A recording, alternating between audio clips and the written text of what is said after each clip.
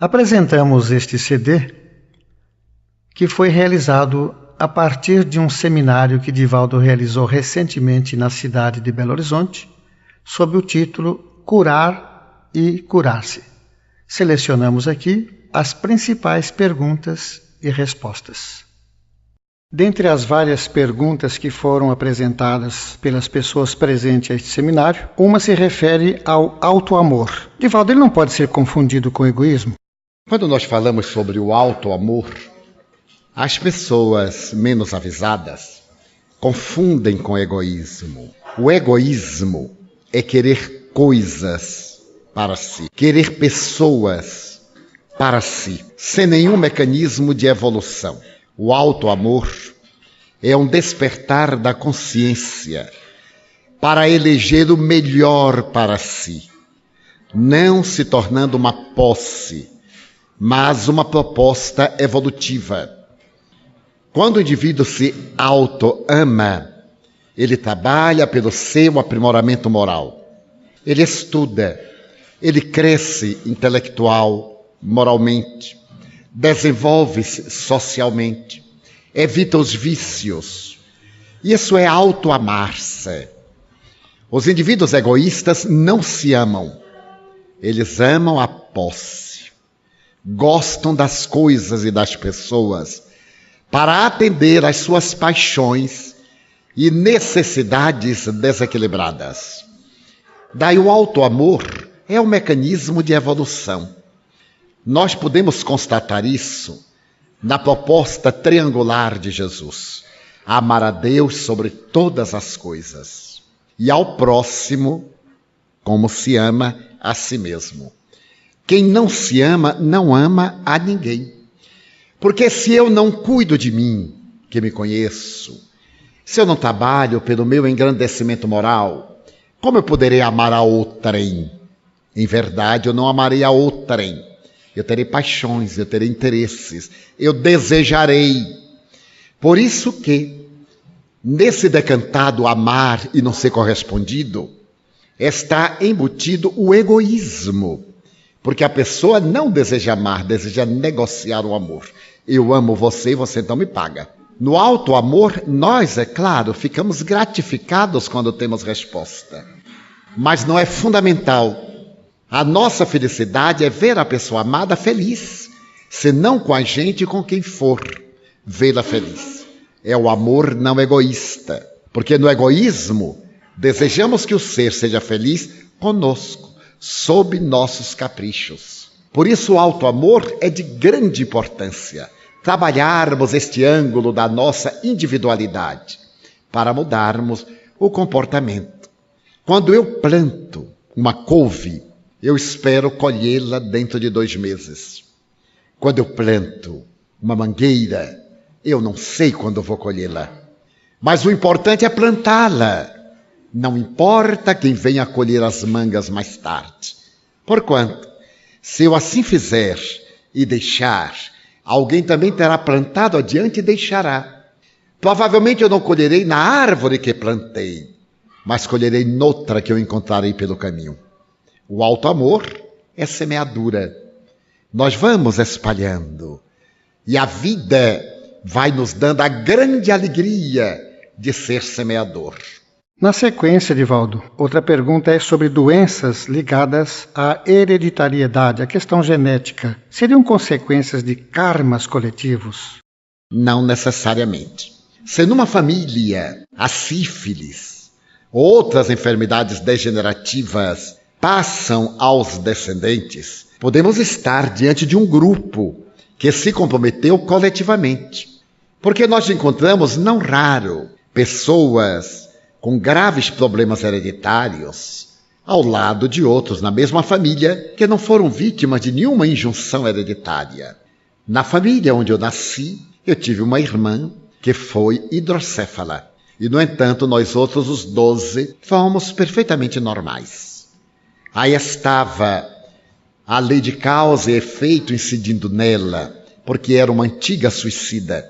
Quando, no momento da reencarnação, o perispírito degenerou aquele sistema genésico, ou genético, levando a uma degeneração de natureza cerebral. Mas há famílias, às vezes, marcadas por determinadas enfermidades ancestrais. Esse grupo está em curso no mesmo tipo de ações negativas e perturbadoras. Para se reparar o mal que nós fizemos a alguém, é necessário que nós façamos o bem à mesma pessoa ou poderá ser feito a qualquer outra pessoa? É indispensável fazer o bem, não importa a quem. O bem que nós fazemos a qualquer pessoa, em qualquer lugar, é ponto positivo na nossa contabilidade das ações, que vai anular o mal que praticamos a outra pessoa. Dissemos então que não é a pessoa a quem nós prejudicamos, é o equilíbrio da lei. A lei manda amar. Quando nós agredimos, nós desrespeitamos a esse equilíbrio através da pessoa a quem nós ofendemos. Quando nós realizamos um ato positivo, anulamos na lei. Se a pessoa ofendida prefere manter o ressentimento, é um problema da sua inferioridade. Por isso Jesus proclamou o perdão, perdoar indistinta e constantemente. No Livro dos Espíritos, nós encontramos esta questão. Não há evolução sem sofrimento. Como entender esta colocação de volta? Está embutida naquela proposta do capítulo 7 do livro Céu e Inferno, a que nos referimos, quando Kardec acentuou: quem erra passa por 3 fases. A primeira é o arrependimento, a segunda é a expiação, a terceira é a reparação. Então só há evolução quando nós reparamos, quando nós conquistamos. E toda reparação e conquista exige esforço, sacrifício, aos quais nós damos o nome de sofrimento. Pessoas há que um gesto de nobreza custa-lhe um grande sacrifício. É um sofrimento. Pessoas há que, para procederem bem, creem que isto é um holocausto. Renunciar a determinados prazeres é um sacrifício, é um sofrimento. Este renunciar promove, causa angústia, causa ansiedade, causa desesperação. São formas de sofrimento. O sofrimento não é apenas aquele que se caracteriza pela dor, pelo processo degenerativo, angustiante. Tudo aquilo que altera o nosso comportamento normal, gerando esforço, suor, sacrifício, pode ser considerado também sofrimento, como diria Buda. E por que, Divaldo, muitas pessoas que realizam todos esses processos e estas técnicas de cura, e, no entanto, elas não logram curar-se? Porque são portadores de fenômenos kármicos muito mais graves. Curar não é tão importante. É importante manter-se saudável, porque às vezes nós temos uma doença que nos impede determinados comportamentos. Ao invés de ser um castigo, é uma bênção. Uma pessoa que tem cirrose hepática diz assim: se não fosse a cirrose, eu ia beber até cair. A cirrose foi uma bênção. Às vezes, um impedimento, um processo enfermiço, constituem uma verdadeira bênção para nos não comprometermos mais. Referimos-nos pela manhã que até para morrer é necessário ter merecimento. Conheço a história de alguns médiuns que foram portadores de tarefas grandiosas e morreram de maneira inesperada e dolorosa, porque eles não mereciam perder a oportunidade e estavam derrapando para a mediunidade paga, para a usança do sexo desregrado, e por amor aos benfeitores, adiaram-lhes a tarefa, arrebatando-os antes que se comprometessem. Daí, nesta proposta, eu havia dito, não é importante considerar que não iremos ter mais doença, vamos ficar radicalmente bons. Não, não. Há processos que nós não encontraremos nesta encarnação a cura total. Mas aquele que faz a técnica da autocura, se ele não consegue ficar livre da doença, ele passa a ter uma visão bem diferente da doença. Maurice Schwartz, a quem me referi, não ficou bom. Ele realizava a autocura, a alegria, mas há uma fatalidade biológica que não pode ser modificada. Então ele tinha muito mais o estado saudável do que de muita gente doente, saudável, de muita gente com saúde. Eu vou ilustrar com um caso brasileiro. Eu conheci um jovem que nos seus dias de saúde era chamado Hércules. E mais tarde ele teve um processo de uma degenerescência orgânica e foi constatado que era mal de Hansen, que era lepra. E ele experimentou aquela grande angústia. Ele fazia halterofilismo. Era um corpo muito bem desenhado. E foi para o leprosário em Jacarepaguá. Hoje é um homem quase nonagenário. E chama-se Amazonas Hércules. É a bondade em pessoa. É o missionário. Ele passou a tomar conta dos seus irmãos no sanatório. E ergueu com outros um centro espírita. É um benfeitor da humanidade. A mim me surpreende. Pessoas vão da cidade conversar com o Amazonas. Não é para confortá-lo, não. É para dizer, olha, Amazonas, eu tenho uma unha encravada, não aguento mais. A pessoa vai queixar de unha encravada a uma pessoa que tem hanseníase. Conheci um outro jovem. Ele começou a ter uma doença degenerativa e foi para a bengala canadense. Depois para as 2 bengalas. Depois ele foi para a cadeira de rodas. Nesse momento ele teve um processo ocular e foi tratar da vista. Uma imperícia levou à cegueira da vista. Mas como a doença correu o risco de transferir-se para outra vista, transferiu-se. E ele foi a um grande especialista, talvez um dos melhores do Brasil na época. E por imperícia, perdeu a outra vista.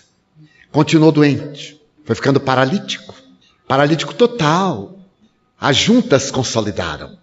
Ele então desenhou um tipo de cama que podia adaptar-se àquela posição. Então as pernas não dobravam, os braços não dobravam. E ele ficava numa postura reclinada, cego das 2 vistas, sentia um calor que ficava permanentemente ligado a um ventilador a 1 metro de distância. Jerônimo Mendonça, da cidade de Tuiutaba. Jerônimo, com todas essas aflições, aconselhava pessoas que sofriam de mal-estar gástrico por excesso de comida. As pessoas iam a ele se queixar de pequenos problemas perfeitamente confortáveis. E Jerônimo me contava, é impressionante que eles não me veem ali paralítico, cego, dependente de tudo. E pior ainda, pessoas que iam provocá-lo sexualmente. Mocinhas, que iam contar coisinhas, esquecendo que ele era um homem no uso total das suas funções. A paralisia nada tinha a ver com seu aparelho genésico. Acariciavam-no, beijavam-no. E algumas com um pouco de pimenta, com um pouco de libido. Porque há pessoas que descarregam seus conflitos no outro, disfarçadamente de fraternidade. Daí é necessário ter muito cuidado para não descarregarmos nossos conflitos em nome da falsa fraternidade. Os abraços atritosos. O abraçar é um ato de fraternidade. O apertar as mãos, o acarinhar. Mas há também, dentro desse sentimento, toques que são profundamente perturbadores. E as pessoas transmitem, transferem, provocam. E ele dizia, será que não entende? Eu digo, não entende, meu filho. E ele era portador de um bom humor incomparável. Quando lançaram a velocidade de 80 quilômetros, ele veio uma vez numa Kombi de Tuiutaba visitar José Arigó, aqui em Congonhas do Campo. E o rapaz puxou um pouco mais a velocidade e foi pegado pelo radar. Ele ficava deitado com um lençol, os óculos negros muito fortes, e o guarda mandou parar. Quando o guarda parou, colocou a cabeça pela portinhola, e o rapaz disse, o que eu estou levando aqui essa pessoa ao hospital? Ele disse, leva depressa para não dar a luz aqui agora.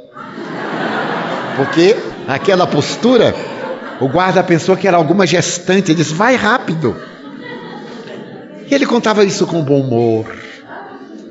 Às vezes, quando nos encontrávamos em Uberaba, na casa Espírita da Prece, ele sorria, imitava minha voz e chegava falando alto, fazia palestra, às vezes memorizava parte das minhas palestras e projetava a voz, as pessoas olhavam, o Divaldo está aí, ele ria gostosamente e me dizia no melhor dos bons humores, Divaldo, que inveja você deve ter de mim, porque você fala e eu saio carregado. o que é uma grande verdade. Aí está um estado saudável, perfeitamente saudável, e pessoas com mínimos problemas, infinitamente doentes. Outra questão também, você se refere aí a Jerônimo Mendonça. Curiosidade, como estaria ele na espiritualidade? Bem se vê que deve estar muito bem, né? Porque foi uma expiação sublime. Há a expiação que tem o caráter de reparação e há aquela que também tem de holocausto. Nem toda dor é resultado da reparação que necessitamos. Se nós olharmos Francisco de Assis, que teve uma enfermidade cruel nos olhos quando ele foi com a primeira cruzada ao Egito, ele adquiriu tracoma e quando voltou, com o aparelho ocular dilacerado, ele submeteu-se ao ferro em brasa. Era um ferro recurvado, aquecido até ficar uma brasa e era colocado diretamente no olho sem anestesia. Frei Leão, que acompanhou, desmaiou e ele ficou rindo e cantou: bem-aventurado irmão Fogo, veja lá como cuida da minha vista. É a última vez que eu vou ver você. Não me maltrate muito.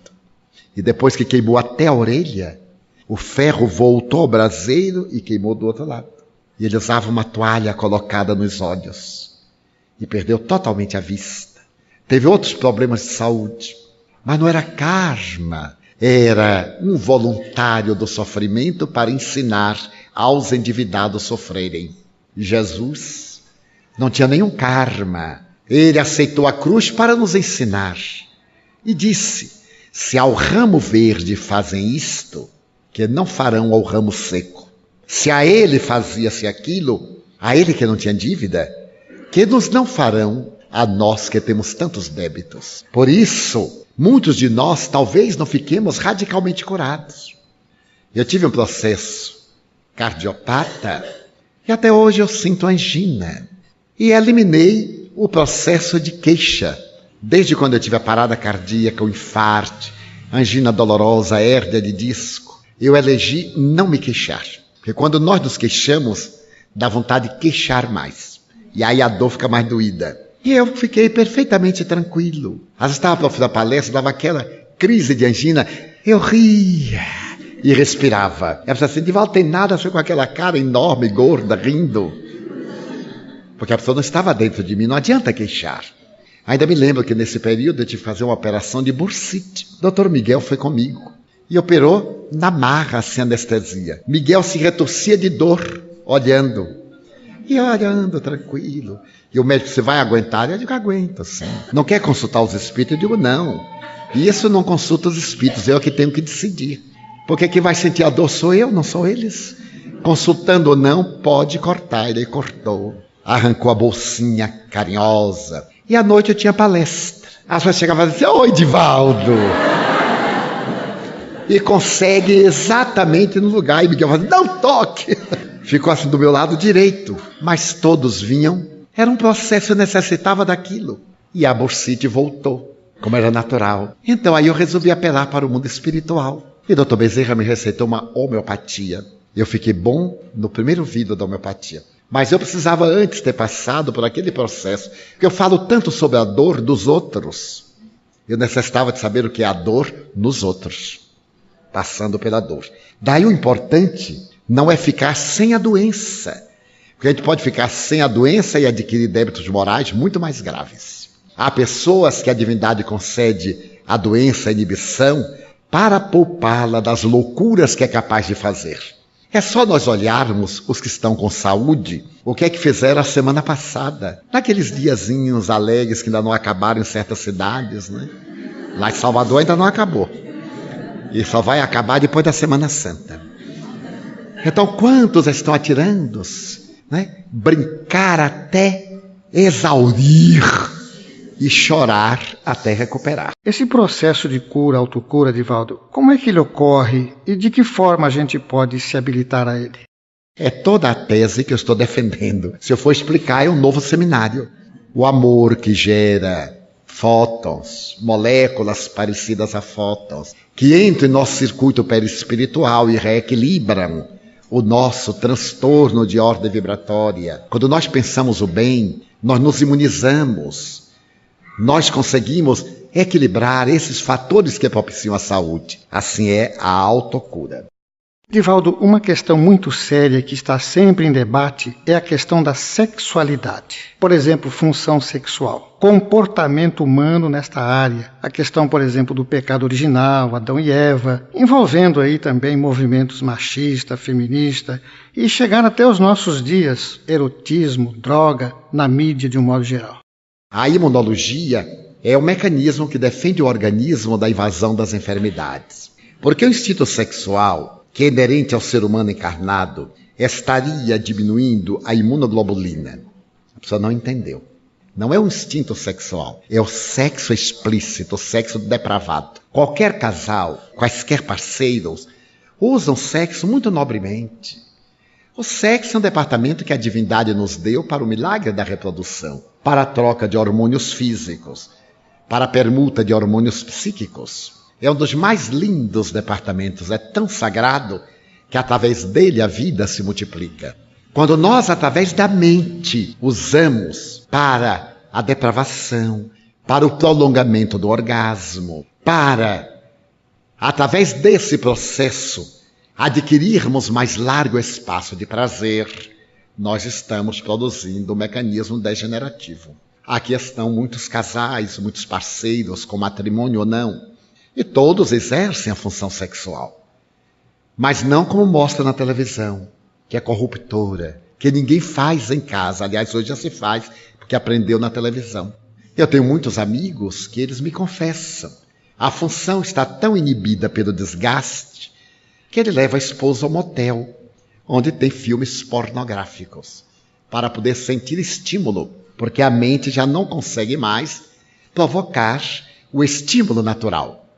Outros usam a droga, porque a droga iria estimular, e é um grande engano. Qualquer tipo de droga, álcool, cocaína, maconha, são inibidores da função sexual. Produz um estímulo momentâneo e a perda. A pessoa passa uma dose maior e há um bloqueio maior, até entrar no conflito. Só a função gerada pela mente bem direcionada. E quando ela tem o toque do amor, é comum. E eu vejo às vezes no cinema, antes um uísque, depois um cigarro. Está aí a vilania do fenômeno sexual. Porque tem que tomar o uísque antes, para perder o senso, para perder o equilíbrio, para ter coragem. Mais do que nunca necessita não tomar o uísque, para ser um fenômeno de afetividade. Porque o bom do sexo não é o ato em si, é o antes, é a viagem. É a ternura. Porque muitos matrimônios e muitas uniões se desfazem. Porque o ser masculino tem uma tendência do prazer mais imediato. O ser feminino necessita de muito mais estímulos, por causa da sua organização emocional. E muitas vezes o indivíduo brutalizado, que teve um sexo corrompido na vida pública, pensa exclusivamente no seu prazer. E não favorece a pessoa companheira a sentir-se bem e a também experimentar o prazer. Ele se desincumbe da tarefa, das costas e vira para o outro lado. E a mulher fica frustrada. É uma herança terrível do machismo, que até hoje ainda perdura em muitas religiões, no judaísmo, entre os muçulmanos, quando fazem a cirurgia do clítoris feminino para que a mulher não sinta prazer, como um castigo, porque a mulher foi a responsável pelo fracasso do homem, na Bíblia, nesse conto da carochinha de Adão e Eva. Então é uma punição que as mulheres têm que pagar até hoje por uma Eva que não existiu, que é uma mitologia, é um arquétipo. A humanidade inteira não podia originar-se de um único casal. É um absurdo científico. E se fora, é a coisa mais vil e promíscua que se pode pensar. O filho coabitando com a mãe, com as irmãs, o pai com as filhas, que isso era só um casal. Então Deus não tem presciência. Ele programa a evolução de uma maneira bastarda.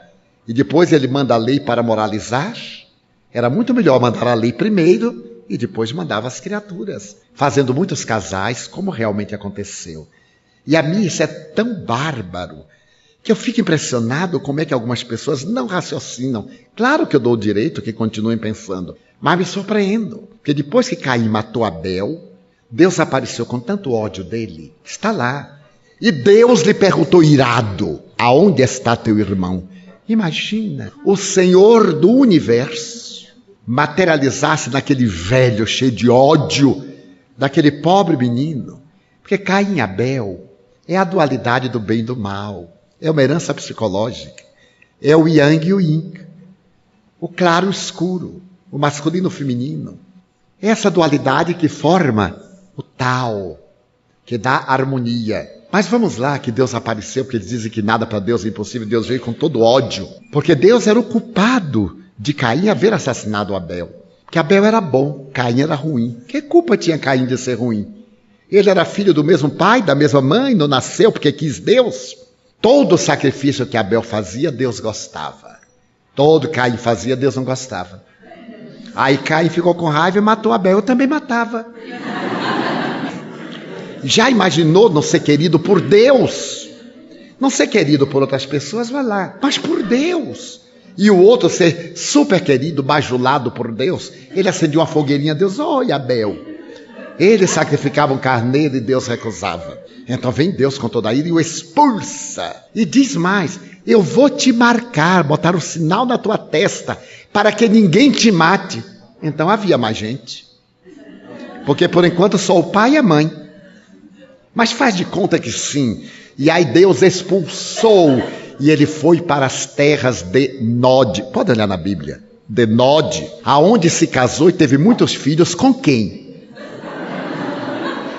Com a macaca. Porque não tinha ninguém. Se vocês descobrirem com quem foi, eu agradeço que me digam. Porque ele casou. Só que naquele tempo não tinha casamento. Então, é uma linda história mitológica. Aqui no Brasil, nós temos em nosso lendário Saci-Pererê, entre os índios tupis-guaranis. O dilúvio hebreu, nós tivemos aqui no Brasil. Está na mitologia, é um arquétipo do inconsciente coletivo. Quando vieram as chuvas, as monções, Saci-Pererê, que se amavam, receberam de Tupã a bênção para não morrerem, a fim de que não fosse dizimada a humanidade. Tupã inspirou que eles montassem numa carnaubeira, uma palmácia muito popular do Maranhão para a floresta amazônica. E quando as chuvas cessaram, a carnaubeira que flutuou foi para a terra firme, eles desceram e povoaram toda a área. E esta é a lenda do rio Solimões. O rio Solimões seria o resultado daquele dilúvio parcial. Em todos os povos estamos com lendas equivalentes. São nosso inconsciente coletivo. Então, por que a mulher tem hoje que ser responsável? Porque Deus deu o paraíso e disse tudo, menos daquela árvore. A árvore do bem e do mal. Se comerem o fruto daquela árvore do bem e do mal, é a árvore do pecado. Já vê que Deus não era bom psicólogo. Era, aliás, um pouco sadomasoquista. Eu vou dar tudo, mas proíbo daquela. As outras não prestavam mais. Só prestava aquela que era a árvore proibida. E já havia o demônio. E o demônio se travestiu numa cobra. E a cobra então enrolou-se na árvore e disse a Eva que era fraca. Mas ela não foi feita por Deus? Por que ela era fraca? Então diz a tradição que ela foi feita por uma costela de Adão.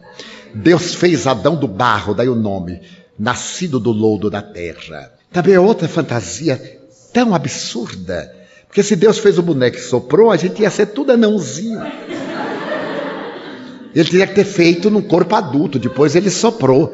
Mas o ser que fez o universo, o equilíbrio gravitacional, a eletricidade, a estática, o magnetismo universal, para fazer o ser humano precisava ficar brincando de barrinho depois de ter feito toda a escala zoológica, de ter feito todos os animais.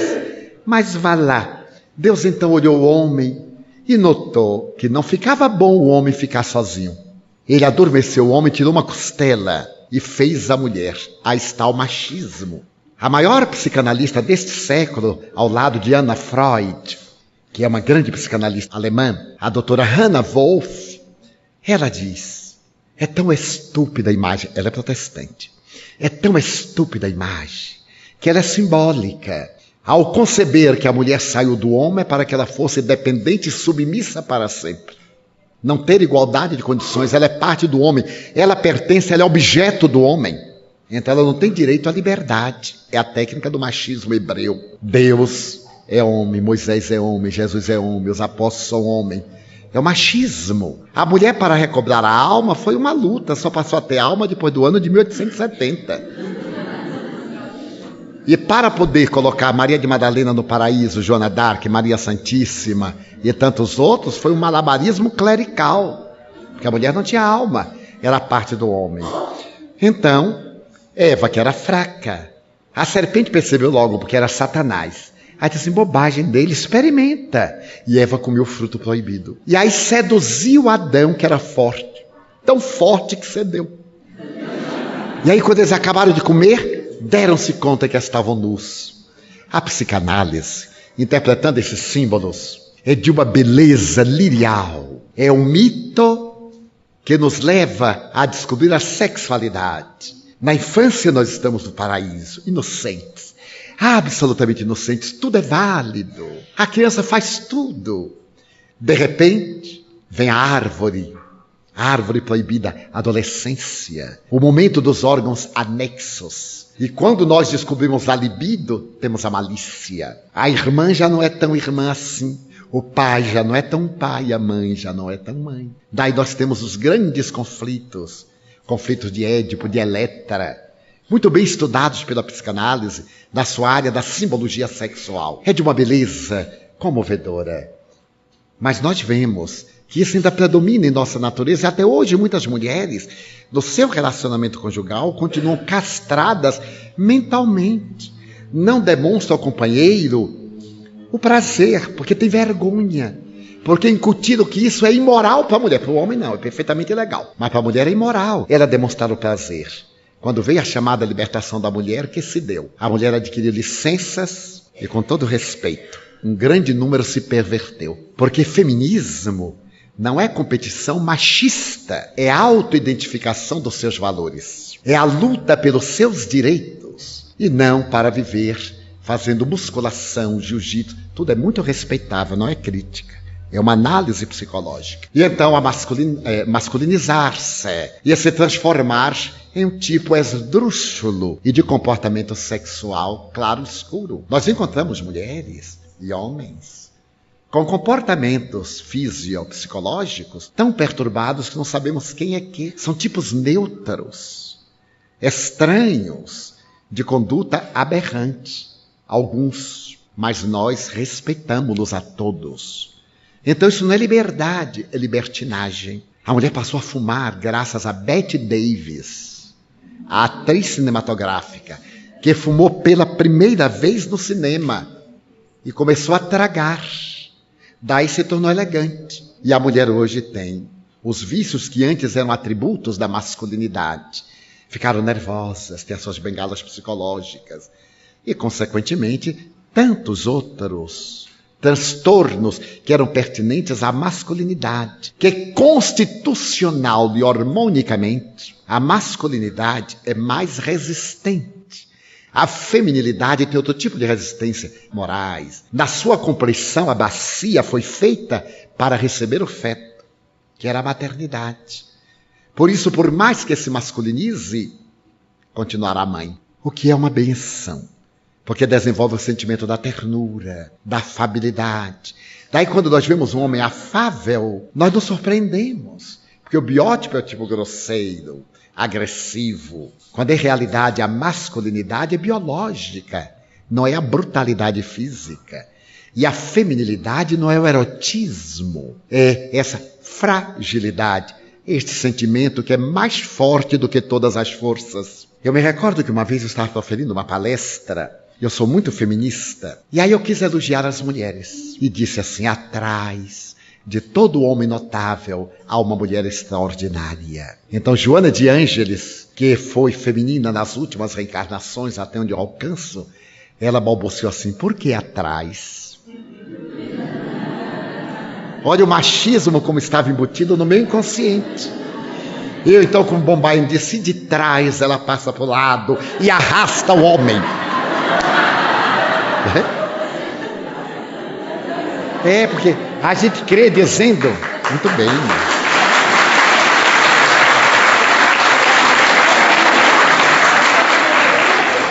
Eu estava crente que estava elogiando a mulher, dando no segundo lugar, lá atrás.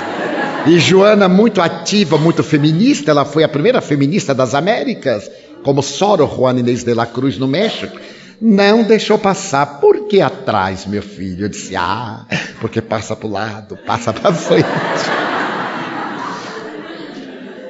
Então, não é o sexo, nem a função sexual que produzem o distúrbio da imunoglobulina. É a cena venal. São os atos atentatórios ao pudor e ao equilíbrio. Qualquer pessoa saudável exerce o sexo saudavelmente. Nos tempos de Brigitte Bardot, eu me recordo, porque não é do meu tempo, mas mamãe contava.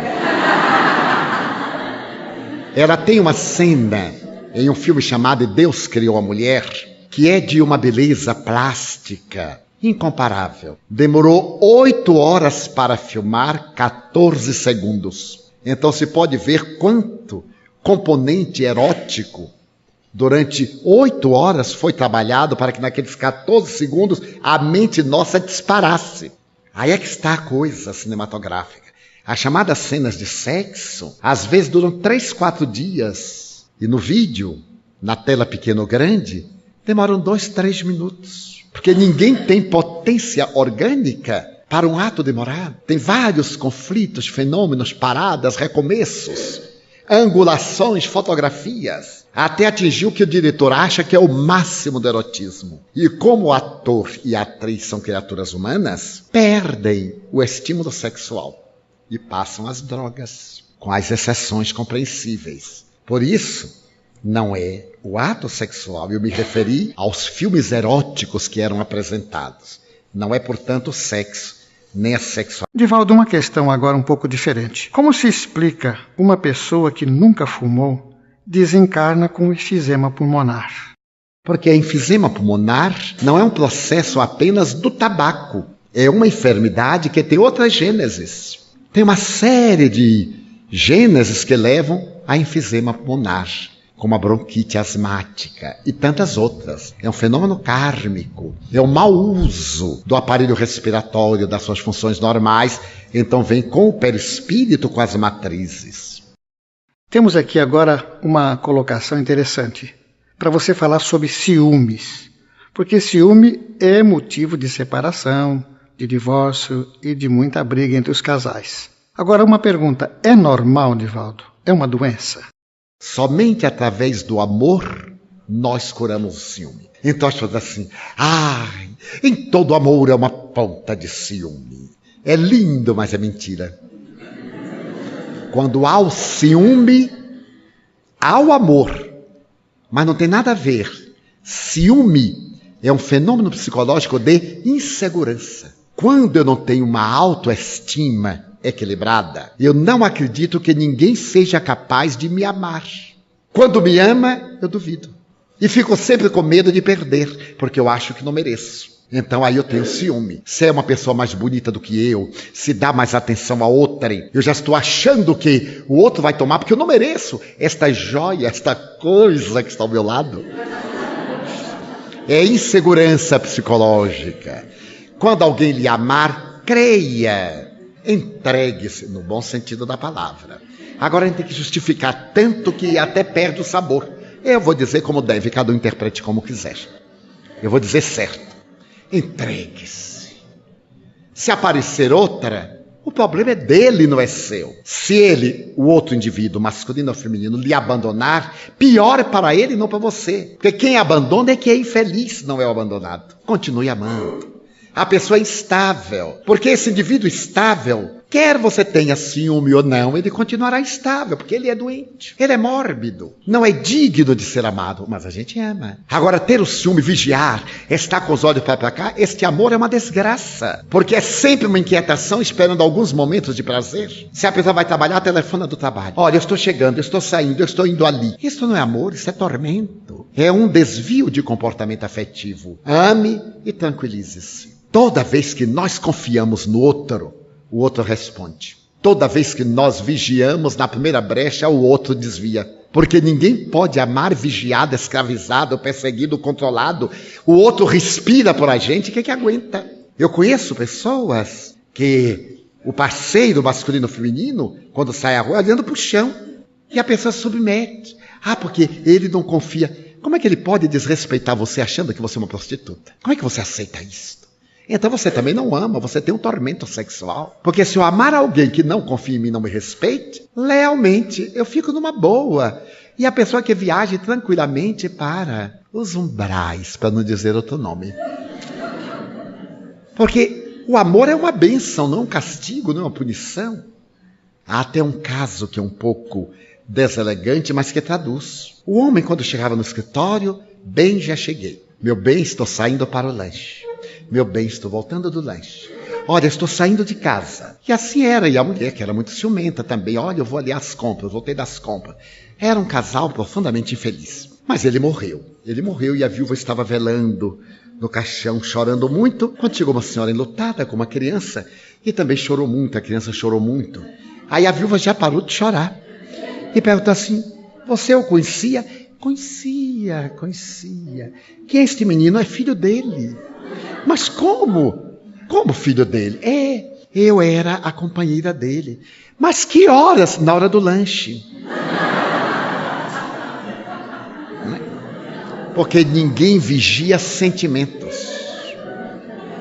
Os sentimentos a gente honra com a confiança. Se o outro deslustra, é um problema do outro. Daí o ciúme é insegurança.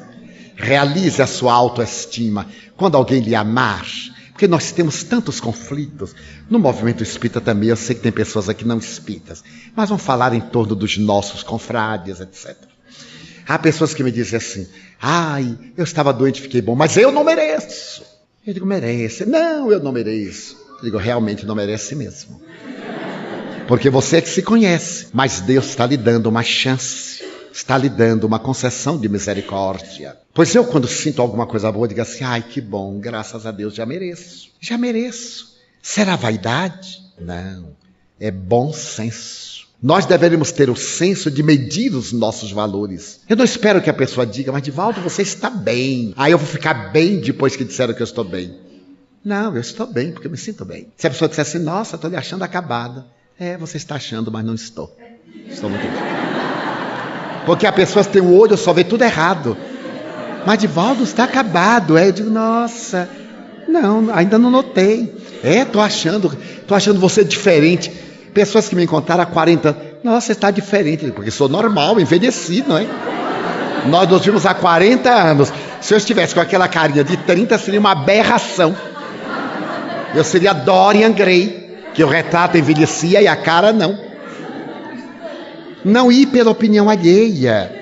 Quando eu estive doente, muito doente, emagreci 16 quilos. Mudei totalmente o comportamento. O médico proibiu de andar, me proibiu quase de comer, não pode comer carne vermelha, nem roxa, nem cor-de-rosa, só branca. Eu digo, sabe de outra?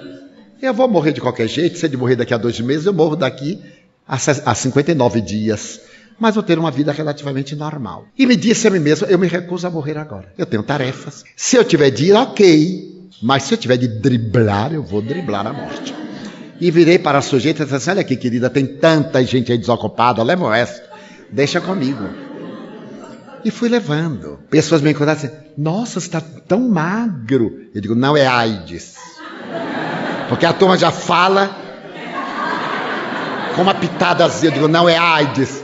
É cœur, é coração. Falava em francês, que fica mais chique. É coração. Você está mal do coração? Não, eu tive um problema. Coitado, por quê? Só adoece do coração quem tem coração. Nunca deixei ninguém me chamar de coitado. Eu acho horrível a gente ser o coitado. Há pessoas que adoram. Eu vejo em torno de Chico Xavier. Ai, Chico, coitado. Por quê? Coitado. Um dia eu não aguentei assim. Por que coitado? Ah, coitado, né? Mas por que coitado? Um homem com 90 anos é coitado? Você quer que ele viva 3 milhões de anos? Ah, mas ele sofreu tanto. Que bom. Sublimou-se. Ah, coitado. Mas por que o coitado? E esse é um mecanismo depreciativo, é uma onda vibratória perniciosa. Eu não quero ser coitado. Eu quero ser amado. Aí a pessoa olha e sorri. E diz assim, mas aquele cara não morre nunca, que legal. Né? Aquele cara não envelhece nunca. Meu Deus, depois do shampoo que colore o cabelo, envelhece quem quer. Não é? Meu Deus!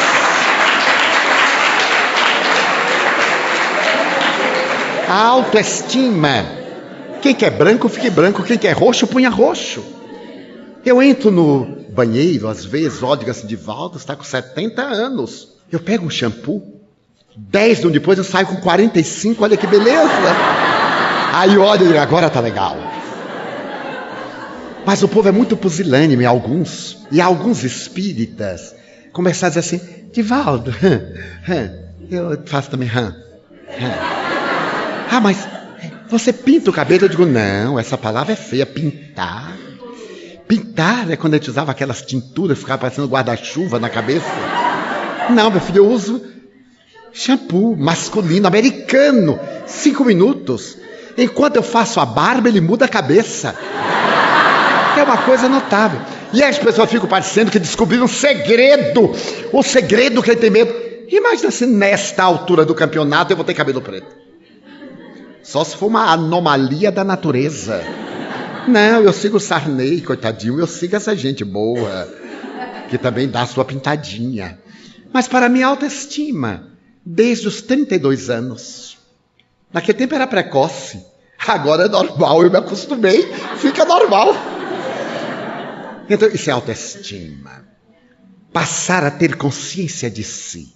Quando lhe acontecer uma coisa boa, diga assim, eu não mereço a hipocrisia. Eu mereço, já mereço não ter este problema. Agora vou me esforçar para não decepcionar os créditos que a divindade me deu. Isso é autoestima. Isso é tão salutar, tão agradável.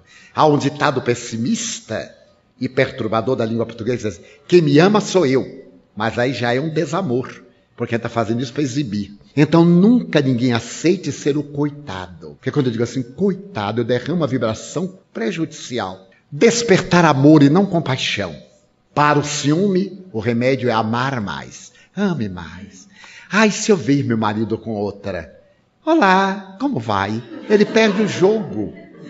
E quando chegar em casa, assim, meu bem, eu vi você com aquela sua irmã. Ele é filho único, né? Ele perde o jogo. E se for o contrário, se ela estiver muito animadinha aqui no seminário, olhando para o colega, vai dizer assim, gostei daquele confrade, vamos convidar para almoçar lá em casa. Mudar a nossa paisagem das mesquinhezes e adquirir esse estado de plenitude. Podemos ser curados no plano espiritual, evitando assim uma nova reencarnação, Divaldo? Meu Deus, reencarnar é uma beleza.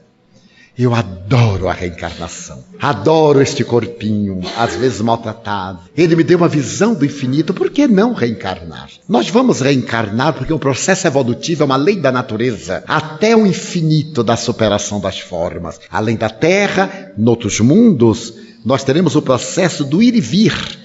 Com carne ou sem carne. Até atingirmos o estado de espírito puro, quando já não necessitamos do processo evolutivo. No plano espiritual, não iremos ficar curados de tal forma que não necessitamos encarnar-nos. Allan Kardec diz que o progresso se dá na Terra. No plano espiritual, nós colecionamos valores para aplicarmos na Terra, porque aqui é o lugar dos atritos, da convivência, das paixões, e aqui que nós desenvolvemos sentimentos do belo, do bom, do forte, para preservarmos o nosso processo evolutivo.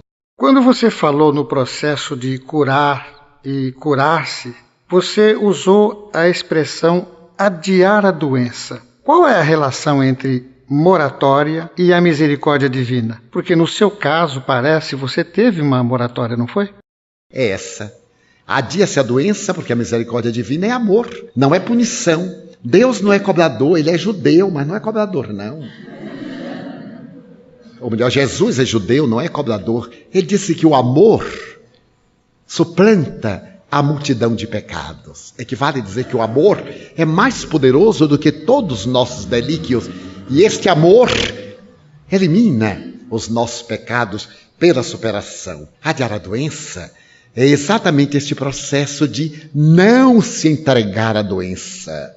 Eu me recordo de minha mãe, uma mulher analfabeta. Ela sofria muito de reumatismo, de artritismo. Mais tarde nós descobrimos que eram outras doenças, que naquela época não tinha diagnose. E depois, pobre, só ia clínico geral, não ia especialistas, a reumatologistas, havia poucos. E eram muito caros, então era passar determinadas substâncias no corpo, etc. E ela amanhecia muitas vezes entrevada. E eu disse assim, mãe, não levante. Qual, meu filho? Reumatismo gosta de rico, que tem tempo de ficar entrevado na cama. Eu levanto torta, vou devagarzinho, à tarde estou ótimo. E é mesmo. Já era uma terapia de massagem. Era fisioterapia. Como não tinha fisioterapeuta, ela era a autofisioterapeuta. Ela levantava toda torta, se amparando. Estalava o osso aqui, estalava o outro acolá. E à tarde ela estava ótima, à noite estava maravilhosa. Aprendi com ela que quem tem tempo para ficar doente é desocupado. Quando eu tive o grande processo, eu já narrei aqui algures, e me senti fora do corpo, e o meu filho médico disse, ele acaba de morrer. Mais tarde tinha sido uma parada cardíaca, uma lipotímia. Ele acaba de morrer. Eu me senti tão bem. Ai, que beleza é a morte. E então minha mãe me apareceu. E eu disse assim, mãe, eu já morri? E ela me respondeu, ainda não. Eu não gostei do ainda. E eu disse, o que é que está acontecendo? Os guias espirituais estão examinando se você fica ou se você volta. Eu disse, mãe, vá lá dar uma mãozinha para eu voltar. Que mãe é esta? Daí a pouco ela voltou e disse, Di, eles optaram por você retornar. Você vai continuar a viver. Eu perguntei, quanto tempo? Eles não disseram, a velhinha era fogo. Eles não disseram. Aí eu voltei e tive um infarto. Fui levado para o protocolo, etc. Foi uma calamidade. Mas naquela hora que eu estava no corpo espiritual, eu disse, meu Deus, eu estou no momento em que tantos planos, tantas atividades, estávamos mudando a estrutura da nossa casa para ampliar, para tornar uma casa eminentemente de educação, mudar o internato por escolas, por semi-internatos. Então, se o senhor puder, o que são 10 anos para o senhor? Que miséria também! Eu lhe peço 10 aninhos. Aí eu tive a impressão que ele deu uma risadinha. Eu digo, olha, ele cedeu. Voltei, fiquei muito doente. Fui melhorando. Não parei de viajar, não parei de pregar. A vida normal, com alguma restrição. Certo dia me apareceu um espírito muito amigo, um pernambucano, que me acompanha desde a juventude. Eu chamava antes o correio, porque ele me dava notícias no tempo que não havia essa telecomunicação. Ele sempre me dava notícias onde eu estava, da Mansão do Caminho. Eu chamava o correio tal, mas o nome dele é Walter. Walter me apareceu e me disse assim, baiano, você não é nada inteligente. Eu disse, mas como? Eu não sou um sucesso, mas também eu não sou Quasímodo. Eu sou uma pessoa lúcida. Não é. Por que você pediu a Deus 10 anos só? Olha lá, já se passaram 8. Só faltam 2. Quando você for pedir qualquer coisa a Deus, peça muito. Porque se Deus estiver de mau humor, ele corta metade. E a metade que você pega é uma maravilha. E eu aí fiquei desolado. Eu tinha pedido 10. E ele disse, olha, o espírito Humberto de Campos, em uma reunião aqui no plano espiritual, contou um caso, que as entidades espirituais estavam conversando, quando o espírito muito nobre resolveu entrevistar Deus. E foi a Deus e lhe perguntou, Senhor, eu não consigo entender de eternidade. Então eu pergunto, 1 bilhão de anos, no seu conceito de eternidade, que tempo dura? Deus respondeu, 1 bilhão de anos dura 1 segundo. E 1 bilhão de dólares, quanto vale? E Deus disse, 1 bilhão de dólares vale 1 centavo.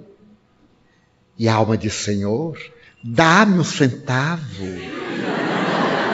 E Deus lhe respondeu: espera um segundo.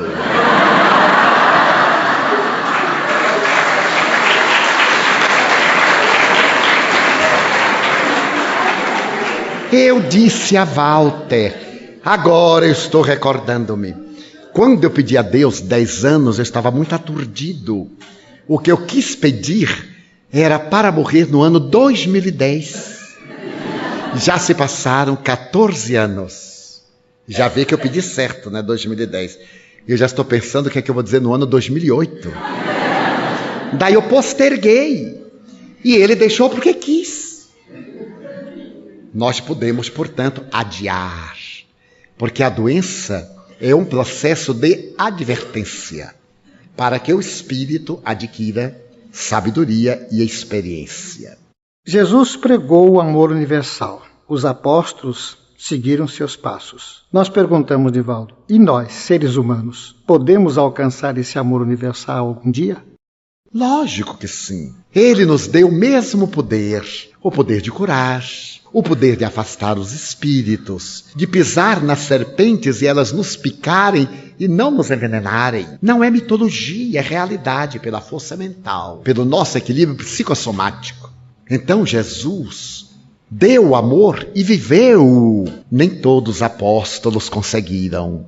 Judas fracassou, Pedro titubeou, mas logo depois recuperou-se e entregou-se por mais de 30 anos para reabilitar-se daquele momento de debilidade das negações. Nós também fracassamos aqui, levantamos-nos adiante. Erramos agora, superamos depois. Não fazer conflito. Errou, ok. Caiu, porque está andando. Levante-se e vá adiante. Se alguém disser, eu jamais cair, pode dizer que nunca se levantou. Porque só cai quem está andando e quem está de pé. Quem está deitado já está caído. Então não cai. Gostaria que informasse o nome do livro daquele portador da doença degenerativa ELA. A Última Mensagem. Vários perguntaram. A Última Mensagem. Também se pode procurar pelo autor. Morri, M-O-R-R-I, Schwartz. S-C-H-W-A-R-T-Z. S-C-H-W-A-R-T-Z. Morri Schwartz. Divaldo, existem casos comprovados pela espiritualidade de levar ao indivíduo a eliminação do vírus da AIDS pela terapia do amor? E nós incluímos aí também as cirurgias mediúnicas, tratamentos espirituais. E uma última questão, como é que você vê as campanhas direcionadas de combate à AIDS? Eu gostaria de dizer uma coisa. A AIDS é incurável. Tecnicamente. Não nos iludamos. É incurável até este momento. Se existem casos de cura, eles estão a exigir da ciência uma pesquisa muito cuidadosa. Ou não era AIDS e foi um diagnóstico incorreto, ou não houve uma cura, houve uma estabilidade do sistema imunológico. Porque o HIV passa por vários processos degenerativos. Quando a ciência consegue um antídoto, ele muda de constituição. Então nós temos o HIV-1, o HIV-2 e outros. Que ela é resultado de um desequilíbrio do psiquismo humano, pelo mau uso do fenômeno sexual, que o gerou através da promiscuidade. Isso é verdade. Porque o HIV é inoculado no macaco barriga verde da África, particularmente do Congo. E no organismo do macaco, ele é inofensivo. Quando passou para o organismo humano, cresce através de mulheres que tinham uma vida muito promíscua. E os macacos, como saguis que se carregam nos ombros e outros, arranharam a pele e transmitiram por via direta. Porque é somente por via sanguínea, pelo orgasmo, pela transfusão de sangue, e se inoculou do organismo. Ele foi para as células da medula. Ali então ficou em incubação e começou a destruir o núcleo da célula. E quando o organismo entrou num colapso qualquer, ele proliferou e veio o surto, a epidemia que tomou conta do mundo a princípio em alguns grupos de risco e hoje em todos os indivíduos.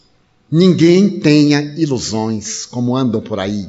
Cirurgias mediúnicas curando AIDS, isto, aquilo. Saúde é uma coisa muito importante. E é necessário utilizarmos de muito bom senso. Não deixemos de recorrer à ciência médica. E ao lado da conquista médica, a grande contribuição das doutrinas modernas. Dessas doutrinas que nos trazem esta visão de vida e que vão ajudar a nossa organização. Daí porque a pessoa passou a amar e ficou livre do HIV, eu pessoalmente não acredito. Que estancou, que ele voltou a um estado de incubação, é provável. Hoje a ciência já pode controlar e dar uma boa sobrevida através do coquetel de substâncias especializadas.